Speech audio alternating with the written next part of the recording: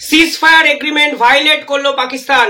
এই প্রথমবার নয়, বারংবার সীমান্ত লঙ্ঘন চুক্তি এরা ভায়োলেট করেছে এবং সে পার্টিকুলারলি আন্তর্জাতিক স্তরে পাকিস্তানকে ঘিরে ধরে যাবতীয় প্রশ্ন তোলে একাধিক দেশ।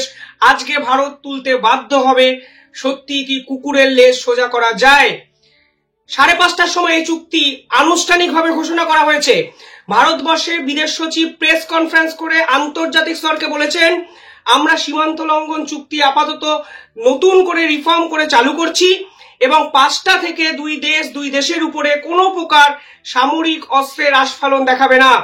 5টা থেকে 8টা, প্রথমবার 8:12 জম্মুতে পাকিস্তানের ড্রোন উঠতে দেখা গেল। গোলা বন্দুকের ছবি আমরা টিভি মিডিয়ায় ক্যামেরায় দেখলাম। উল্লেখযোগ্য বিষয় কি জানেন? কাশ্মীরের মুখ্যমন্ত্রী তিনি টুইট করে লিখছেন, হোয়াট দ্য হেল। একটা মুখ্যমন্ত্রী কতটা ফ্রাস্ট্রেটেড হলে এই ধরনের শব্দ চয়ন তার টুইটে করেন, সেখান থেকেই বোঝা যায় জম্মু এবং কাশ্মীরের সন্ধ্যাবেলার অবস্থাটা ঠিক কি ছিল। প্রথমে বোঝা যায়নি যে পাকিস্তান এর পিছনে আছে, এতটা গুরুত্ব দেওয়া হয়নি। সেনাবাহিনীর কাছে নাকি কোনো নির্দেশ আসেনি ব্ল্যাকআউট জারি করার। কিন্তু এখন যখন এই ভিডিও বানাচ্ছি রাত 10টার সময়, ভাবলে অবাক লাগে, জম্মু এবং কাশ্মীরের পর অমৃতসরেও ব্ল্যাকআউট করতে বাধ্য হয়েছে ভারত। অর্থাৎ সংঘর্ষ বিরোধী চুক্তি ভঙ্গন করলো পাকিস্তান, কুকুরের লেজ সোজা হলো না। যে প্রশ্ন শেষ 2 ঘন্টা ধরে ভারতের বিভিন্ন মহলে উঠেছে, সত্যি কি পাকিস্তানকে ক্ষমা করে দেওয়া ঠিক হলো? কিসের জন্য ক্ষমা করলো ভারতবর্ষ? যখন একটা যুদ্ধে আপনি পজিটিভ জায়গায় আছেন, অ্যাডভান্টেজ পজিশনে আছেন, তখন প্রতিপক্ষকে এইভাবে নাস্তানুবাদ না করে প্রকাশ্যে দিবালোকে ছেড়ে দেওয়া সত্যি কি ব্যাকফায়ার হবে না? অনেকে ঐতিহাসিক ভুল বলছিলেন, কমেন্টে একাধিক কমেন্ট করেছেন আমাদের বিভিন্ন দর্শক। কিন্তু এখন এই মুহূর্তে দাঁড়িয়ে মনে হচ্ছে এই পাকিস্তানকে বিশ্বাস করা আসলে ভারতবর্ষের সব থেকে বড় ভুল, কারণ এরা কখনো শুধরাতে পারে না। আজকে থেকে তো নয়, 1947 সাল থেকে দুটো দেশ একসাথে স্বাধীন হয়ে পথ চলা শুরু করেছে।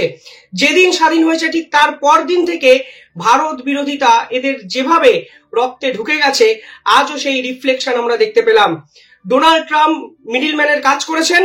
ডোনাল্ড ট্রাম্প চেয়েছিলেন 2 দেশ যেন একসঙ্গে থাকে, তাহলে হয়তো আমেরিকার স্বার্থটা বজায় থাকতো। ভারতবর্ষ যদি পাকিস্তানের সঙ্গে যুদ্ধে জড়িয়ে পড়ে, তাহলে নিউক্লিয়ার ওয়ার হওয়ার একটা সম্ভাবনা ছিল। চায়না পার্টিকুলার এই জায়গায় ডমিনেট করতে পারতো, যা আমেরিকা কোনোভাবেই চায়নি। কারণ আমেরিকার প্রয়োজন ভারত এবং পাকিস্তান দুপক্ষকেই। মনে করা হচ্ছিল এই সংঘর্ষ বিরোধী চুক্তি অর্থাৎ সিজ ফায়ার এগ্রিমেন্ট যদি এগ্রি করা হয় ভারতের পক্ষ থেকে, তাহলে হয়তো বহু প্রতীক্ষিত ফ্রি ট্রেড এগ্রিমেন্ট ভারত এবং আমেরিকার মধ্যে হবে এবং ভারতের ইকোনমিক্যাল সেক্টরে এক বিপ্লব আসবে, রেভলিউশন আসবে।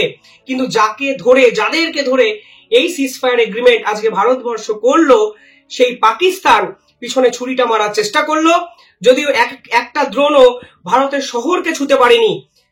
প্রশ্ন অনেক, কোথাও না কোথাও গিয়ে এই 3টে ঘন্টা, এই সিজ ফায়ার এগ্রিমেন্টে 3টে ঘন্টার কি ব্যবহার করার চেষ্টা করলো পাকিস্তান? সেনাদের কি তৎপর করার চেষ্টা করলো পাকিস্তান? শত্রুপক্ষ রেডি নয়, পিছন দিয়ে ঝাঁপিয়ে পড়ার যে মানসিকতা, এটাই হলো কাপুরুষতার প্রমাণ, যা পাকিস্তান এই 5-6 দিনে বারংবার দিয়েছে। নিরীহ মানুষদের হত্যা করেছে, পুচের মতো জায়গায় নিরীহ বাচ্চাদেরকে আর্টিলারি সেল ছুড়ে সম্পূর্ণভাবে বিনাশ করে দিয়েছে। এই প্রবণতাই হলো পাকিস্তান সেনাদের আসল চরিত্র, যা ভারতবর্ষ হয়তো ভরসা করেছিল, বিশ্বাস করেছিল এবং ডিপ্লোম্যাসি স্তর থেকে বৃহত্তর প্রেক্ষাপটে ভাবতে গিয়ে সিজ ফায়ার এগ্রিমেন্টটাকে সই করেছিল। 2 ঘন্টায় যেভাবে পাল্টি খেলো পাকিস্তান, এরপর ভারত নিঃসন্দেহে বড়সড় কিছু একটা করার পরিকল্পনা আসবে।